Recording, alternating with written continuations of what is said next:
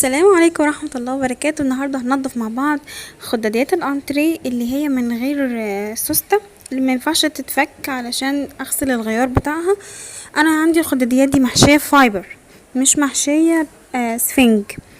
انا عندي السفنج بس مش هينفع اغسله، فهغسله على الناشف ونضفه على الناشف كده.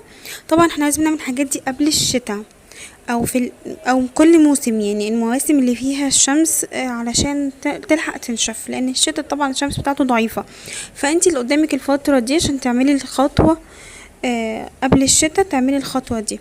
هنا انا هستخدم عادي، يعني هغسلهم عادي، هحطهم بس غسلة سريعة كده نص ساعة، ينزلوا اي اتربة اي حاجة، من غير مسحوق، من غير اي خلطة ولا اي حاجة خالص، بمية بس هتتغسل وهتتشطف وهتكون كده لسه مبلولة.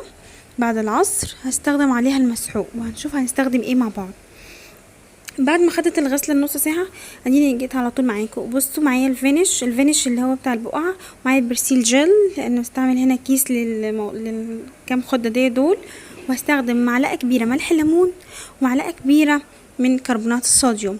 دول فايدتهم هنا ان هم هيساعدوا المسحوق بتاعنا والمواد المنظفه بتاعتنا، ان هي يعني زي ما تقولوا كده هتخلوها يعني تنظف اكتر، او تعمل رغوه تقدر تستغني عنهم. بس انا هنا بقولك دول حلوين، استعمليهم في الموضوع ده، جميلة بجد. طيب حطيت اهو البرسيل جل. تقدري تستعملي اللي في عبوة عادي، بس انا جبت الكيس وقلت هستعمل الكيس مع الموضوع ده. وهستعمل زي مقدار كده غطا او غطاين من الفينش. وكمان لو عندك بقعة شديدة شوية، تقدري انك يعني تفركيها باي فرشة، بسفنجة المواعين ناشفة، بس طبعا مخصصة للانتريه اللي بنضف بيها اليدين بتوع الانتريه وكده. طيب هنا هديها ساعة، اللي هو النورمال، برنامج النورمال العادي، وهسيبهم يغسلوا كده، وهرجع لهم. بس النتيجة هتظهر معايا هنا، هتشوفيها معايا بعد ما ينشفوا، لان الشموع لما بيطلع من اي نقطة بلل بتظهر عليه، فانت هتشوفي معايا بعد ما يطلعوا من الغسالة هتحسي فيه نقطتين كده، حاجة غامقة عن اللون الفاتح ده، مش متوسخ، لا دي زي ما تقولي نقطتين مية كده ولا حاجة وقعت عليه وانا بطلعه. هنشوف مع بعض. طبعا الشمس هي اللي هتنشف، او الجو الحر، يعني انا ما عنديش شمس مباشرة في بيتي، بس حطيتهم في البلكونة مع شمس الظهر كده، الجو حر فنشفه وجففه، هتشوفي شكله مختلف تماما ومش هيكلكع يا جماعة. لو سمحت انا هنا بعرض تجربتي وبعرضها معاكم خطوة بخطوة، وبوريكي قبل وبوريكي بعد. فلو انتي مش واثقة من جودة الحاجة اللي عندك، بلاش تعملي زي حد، ما تقلديش وخلاص. ما تجيش واحدة تقولي المخدات كلكعت، انا اسفة، يمكن انتي الفايبر بتاعك مش كويس، ماشي. فانا بعرض تجربتي قدامكم، انا مش مخبيه حاجه، وبدوس كذا مره وبوريك حجم قبل الغسيل وحجم بعد الغسيل. في زي المخدات البيضه اللي غسلناها بتاعت السرير بتاعتنا، في ناس قالت لي كلكعت مني ومنك لله وكلام زي ده. يا جماعه تاكدوا من جوده الحاجه اللي بتستعملوها، وما تقلدوش حد وخلاص. وانا مش بعرض حاجه كده، انا بعرض تجربه عملتها، قبل كانت كذا، بعد بقيت كذا، وكله قدامك. لو مش مقتنعة ما تقلديش، ما تعمليش زي حد. بس دي خطوة انا في بيتي بعملها، هنا كانت اول مرة اعملها للمخدات دي.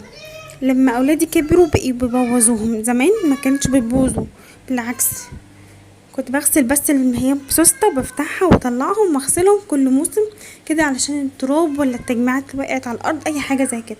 بصوا هنا بعد ما طلعت اهي زي الفل زي الفل. بعد ما تنشف الحاجات دي هتختفي خالص. انت لو شاكه ان البقعه اللي عندك مش هتطلع بالغسيل كده عادي، افركيها باي حاجه قبل ما تحطيها في الغساله. بس دي خطوه لازم نعملها قبل الشتاء وقبل الكمكمه. لو اتغسلت في الشتاء هتاخد كذا يوم عشان تنشف، ممكن تكمكم. تقدري تعطريهم برضو، تحطي معطر اثناء الغسيل او اثناء الشطف. لو عندك معطر قوي حطيه اثناء الغسيل، لو عندك معطر عادي حطيه اثناء الشطف. المعطر البخاخ العادي اللي هو بتاعنا اليومي ده، برضو بيحتفظ بالريحة بتاعتهم لو كانوا لسه مبلولين شوية قبل ما تنشريهم او بعد ما ينشفوا عادي. المهم بصوا لما منفوخين ازاي، شايفين النفخة بتاعتهم هي ولا حاجة كلكعت، حتى الطوال هم زي ما هم. وكمان بعد ما ينشفوا هتشوفوهم تاني. دي هنا طلعت الوبرة اللي هي كانت قبل المسحوق، في الغسل اللي قبل المسحوق شفتها لاحظتها طلعت شوية وبر كده، كانوا عليهم اتربة بوبر. بيتلمهم ما شاء الله الفلتر الخارجي ده. المهم ان احنا هنا الحمد لله ما كلكعتش. بصوا النفخة، بصوا الشكل، الحمد لله. تقدري تعملي الخطوة دي وما تخافيش. طبعا هي خطوة اساسية في بيتنا لازم نحافظ عليها، او لو انت ماشية عايزة تحافظي عليها تمشي خطوة بخطوة وراها. اول ما تتوسخ تنضفيها، اول ما تتوسخ تنضفيها على الناشف، يعني مش محتاجة لخطوة الغسالة. بصوا النفخة ازاي، ولا كلكعت ولا حاجة الحمد لله. اتمنى ان يكون فدتكم باي حاجة في الفيديو ده، وانكم تعملوها ما تخافوش. والسلام عليكم ورحمة الله وبركاته، واتمنى تشتركوا في قناتي وتستنوني بقى في غسيل الخداديات اللي بسوسته وغسيل الانتريه نفسه. يلا، السلام عليكم.